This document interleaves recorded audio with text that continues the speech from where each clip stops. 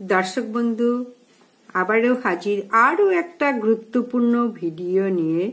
আজকে তোমাদের জানাবো পৌষ মাস মা লক্ষ্মীর মাস। সকলেই জানো এই পৌষ মাসে কি করবে কি করবে না, কি দান করবে কি খাবে, সেইগুলো সম্বন্ধে তোমাদের একটু বলবো।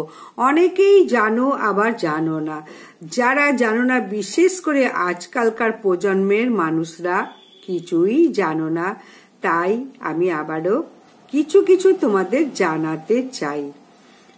প্রচন্ড ঠান্ডা পড়েছে, ঠান্ডার সময় কি কি করবে কি কি করবে না, এইগুলো সম্বন্ধে আমি এখন বলতে চাই। এই যে পৌষ মাস সব সময় মাথায় রাখো, প্রথম পুজো হচ্ছে সূর্য ভগবানকে পুজো করতে হবে। প্রত্যেক দিন এই পৌষ মাস সূর্য ভগবানকে পুজো করতে পারলে খুব খুব খুব ভগবানের আশীর্বাদ পাবে। ভগবান শ্রীকৃষ্ণ নারায়ণ গোবিন্দের আশীর্বাদ পাবে। এবার শুধু রবিবার নয়, প্রতিদিন এই পৌষ মাসে পুজো করো। সূর্য পুজো মানে হচ্ছে ভোরবেলা উঠে স্নান করে নিজেকে শুদ্ধ করে শুদ্ধ মনে নতুন কাঁচা বস্ত্র পরে একটা তামার ঘটি নাও। সেই ঘটির মধ্যে গঙ্গার জল অবশ্যই নেবে, গঙ্গা জল না থাকলে শুদ্ধ জল নাও।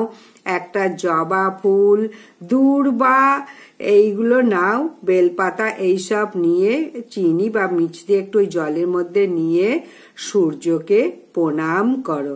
সূর্যকে প্রণাম করার সময় মন্ত্র তো একটা আছে, ওং আদিত্যায় নমঃ ওং সূর্যায় নমঃ, এই মন্ত্র বলতে পারো, বা 3 বার সূর্য মন্ত্র প্রণাম মন্ত্রটাও আমি মুখে বলছি, খুব সংক্ষেপে অনেকেই জানো এই মন্ত্রটা বলো। যদি না পারো তখন সূর্যায় নমঃ ওং আদিত্যায় নমঃ এই মন্ত্রটা বলবে।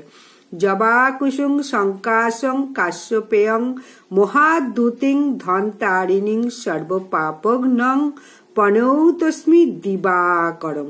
এই মন্ত্রটা 3 বার বলে সূর্যদেবকে জল এবং অর্ঘ্য প্রদান অবশ্যই বাড়ির প্রত্যেককে করো। একজন নয়, তবে হ্যাঁ, যারা ভোর ভোর উঠে কাজ চাকরিতে বা স্কুলে যেখানে কলেজে যাচ্ছ, তাদের যদি সম্ভব না হয় তারা অন্তত রবিবার একটা দিন, মাসের 4টে কি 5টা রবিবার, সেই রবিবারে ওই জল এবং অর্ঘ্য দান করো। সূর্য নারায়ণের কৃপা লাভ বর্ষিত হবে পরিবারের ওপরে। সূর্য নারায়ণের বিশেষত্ব পুজো করাই হচ্ছে এই মাস। তাহলে সনাতনী ধর্মে 12 মাসে 12 রকম নিয়মের কথা বলা হয়েছে।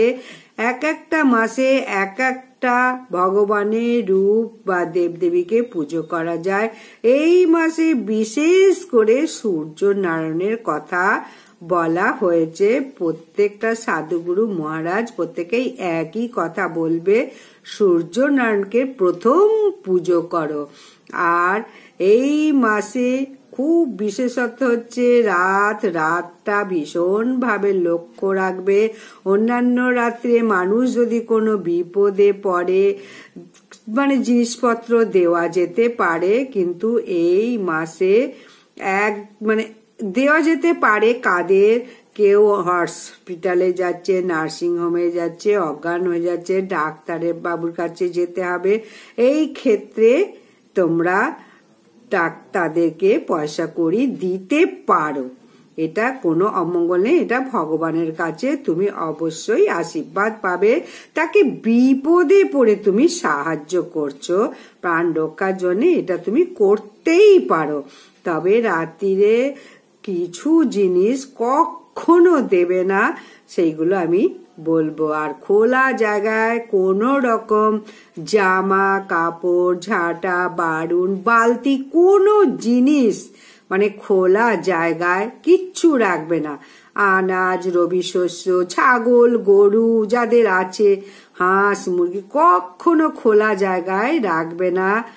কুকুর বিড়ালদেরও পারলে একটা জামা গায়ে দিয়ে দাও, কখনো খোলা জায়গায় কিচ্ছু রাখবে না। এই মাসে সূর্য প্রণাম তো অবশ্যই করবে। এবং কেন সূর্য প্রণাম করতে হবে? ভগবান সূর্যদেব না থাকলে তো আমরা বাঁচতে পারবো না, সকলেই জানো। আর প্রখর রোদ্দুরে আমরা সূর্যদেবের দিকে তাকাতেও পারি না, প্রার্থনাও করতে পারি না, তার সামনাসামনি আমরা দাঁড়াতে পারি না। কিন্তু পৌষ মাঘ মাসে সূর্য নারায়ণ যে তাপটা দেয় সেটা আমাদের মধুর মতো সহ্য সহনশীল, সেটা আমরা খুব সুন্দর সেই মধুর মিষ্টি রোদ্দুরটা লাগে। তাই এই পৌষ আর মাঘ এই 2 মাস যদি রোদ্দুর না লাগে তাহলে আমরা কি কেউ বাঁচবো না। পৃথিবী তো পুরোপুরি অচল হয়ে যাবে। তাই আমরা যেটাই করি সবসময় একটু সূর্যের তাপ নিয়ে নিই। মানুষ তরতাজা থাকে এই রোদ্দুরের জন্য, এতটাই মধুর লাগে এই রোদ্দুর এই শীতকালে। তাই শীতকালে সূর্যদেবকে পূজা করা খুবই উচিত। ঠান্ডার দেশে কি করে, সূর্যদেব দেখতে পাওয়া যায় না, পশু পাখি গাছপালা বরফের দেশে ঝিমিয়ে থাকে।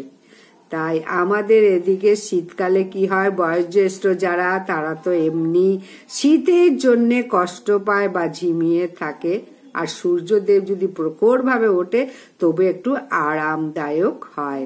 আর পৌষ মাস মাঘ মাস এই 2 মাস কি খাবে, সব সময় মনে রাখো ঠান্ডা জিনিস খেলে সর্দি কাশি বুকের কফে কিন্তু কষ্ট পাবে। কোনো পানীয় জাত দই কলা আইসক্রিম এগুলো একদম খাবে না এই 2 মাস। এইসব যদি খাও বুকে অবশ্যই কফ বসে যেতে পারে। আর কফ বসে গেলে বুঝতেই পারছো সহজে সারবে না। আর রাত্রিরে লেপ কম্বল মুড়ি দিয়ে যখন শোবে তখন নাক যদি বন্ধ হয়ে যায় তখন নিঃশ্বাস নিতে কষ্ট হবে, ঘুমের ব্যাঘাত ঘটবে। তাই কখনো ঠান্ডা খাবে না। তাই এই মাসে কাদেরকে দান করবে, যারা রাস্তাঘাটে থাকে সাধু সন্ন্যাসী কুকুর বিড়াল এদের যত পারো শীতের বস্ত্র দান করো, সোয়েটার চাদর কম্বল এইসব জিনিস দান করো। এই পৌষ মাঘ মাসে ভীষণ পুণ্যের কাজ হবে। আর যেই বাড়িতে আসুক তাকে গরম জিনিস খাওয়ানোই ভালো, ঠান্ডা জিনিস খাওয়াবে না। তবে জলের বোতলটা তোমরা দিতে পারো।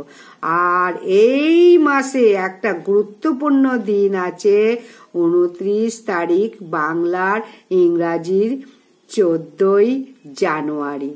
খুব ভালোভাবে মনে রাখো 29শে পৌষ আর 14ই জানুয়ারি মকর সংক্রান্তি। এই দিনকে ভোরবেলা উঠে অবশ্যই স্নান করো। যাদের বাড়ির কাছে পুকুর গঙ্গা আছে স্নান করা, যারা পুকুর গঙ্গা নেই তারা বাড়িতেই স্নান করো মকর সংক্রান্তির দিন।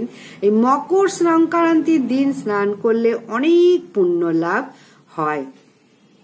আর এই সময় রাত্রিরে কোনো কিছু দান করো না, খুব বিপদে পড়লে যেটা দান করবে সেটা বলেছি। কিন্তু তাছাড়া কেউ চাইতে আসলে রাত্রিরে কোনো কিছু দেবে না, দুধ দই পয়সা তারপরে তেল কোনো লোহার জিনিস কোনো রকম কিছুই রাত্রিরে ধার দেবে না, কাউকে দানও করবে না।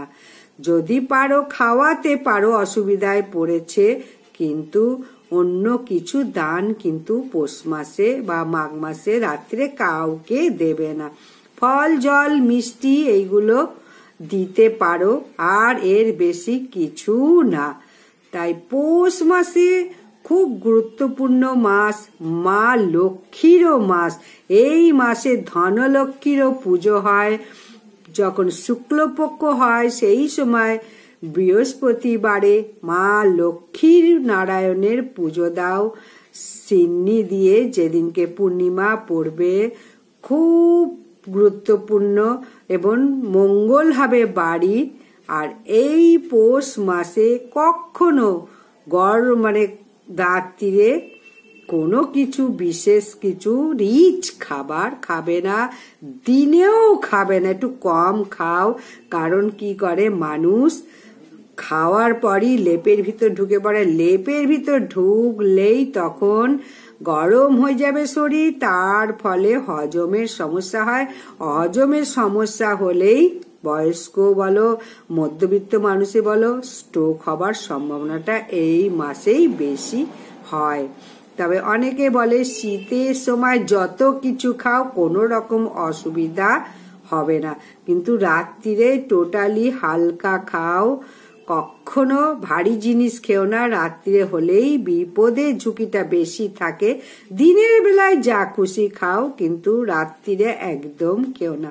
আর এই পৌষ মাসে কোনো জিনিস বিক্রিও করবে না, আর কোনো কুকুর বিড়াল কাউকে বাড়ি থেকে তাড়াবে না। তাহলে খুব ভালো করে মনে রাখো, এই মাসে কিন্তু কোনো পৌষ মাসে কোনো পশু পাখি কুকুর বিড়াল ছাগল গরু মানুষ কাউকে তাড়াবে না। আর বিশেষ করে যাদের মানুষের কথা বলবো, যারা ধরো সংক্রান্তির দিন মানে পৌষ মাসে পয়লার দিনকে যদি বাড়িতে রাত্রিটা কাটাও, তাহলে যেখানেই থাকো আবার পৌষ মাসের সংক্রান্তির দিন রাত্রিরে ওই বাড়িতেই ফিরে আসতে হবে।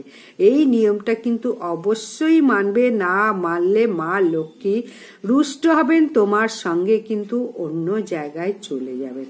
তাই পৌষ মাসের প্রথম দিন যেখানে থাকবে শেষ দিনেও কিন্তু সেই দিনকে রাত্রিরে সেখানেই থাকতে হবে। এই নিয়মটা কিন্তু প্রত্যেকের জন্যে পালনীয়, পালন করো তোমরা, কখনো এই জিনিসটা ভুল করো না। পৌষ মাসের মাঝখানে অন্য কোথাও থাকলে ঠিক আছে, কিন্তু প্রথম এবং শেষ দিন, প্রথম দিন যেখানে থাকবে শেষ দিনও সেখানেই থাকো। এই নিয়ম অবশ্যই মানো। আর যা যা নিষেধ করলাম এগুলো একদম পৌষ মাসে করো না। পৌষ মাসে কোনো রকম শুভ কাজ কিন্তু করা যায় না। শুধু সূর্যনারায়ণকে জল দাও, পুণ্যের কাজ হবে। মা লক্ষ্মীর পূজা করো, লক্ষ্মীর মাস সবই ঠিক আছে, কিন্তু শুভ মাঙ্গলিক কাজ কিন্তু পৌষ মাসে হয় না। গৃহপ্রবেশ, বিবাহ, অন্নপ্রাশন, এসব কোনো কিছু, অন্নপ্রাশনটা হতেই পারে, এটা তো কোনো উপায় নেই, কারণ বাচ্চাটার বয়স যখন 7 মাস হয়, মেয়েদের 6 মাস, ছেলেদের 7 মাস, যদি পৌষ মাসে পড়ে তখন অন্নপ্রাশন করতেই হয়। কিন্তু কোন রকম বিবাহ শুভ অনুষ্ঠান পৌষ মাসে করো না। গৃহপ্রবেশ, বিবাহ এসব কখনো পৌষ মাসে করতে নেই। এই মাসে একটা জিনিস তোমরা করতে পারো, পিণ্ডদান। যাদের পিতা মাতা ঠাকুমা দাদু মারা গেছে তাদের যদি এই মাসে পিণ্ডদান দিয়ে আসো, গয়ায় বা যেখানেই হোক, পিণ্ডদান দিলে ভীষণ খুশি হবেন পূর্বপুরুষরা এবং তারা স্বর্গে যাবেন সেই পিণ্ডদানের ফলে, সেখান থেকে তোমাদের আশীর্বাদ করবে। তাই এই মাস হচ্ছে পিণ্ডদানেরও মাস। অবশ্যই তাহলে প্রত্যেকটা কথা সুন্দর করে শোনো, মানো, তাহলে দেখবে সংসারের আয় উন্নতি এবং শান্তি সর্বদা বজায় থাকবে। কোনো রকম নেগেটিভ এনার্জি গৃহে প্রবেশ করবে না। আজকের মতো বিদায়। প্রত্যেকে ভালো থাকো, সুস্থ থাকো এবং ভিডিও দেখতে থাকো। যদি ভালো লাগে লাইক, সাবস্ক্রাইব, শেয়ার করে দাও বেশি বেশি করে।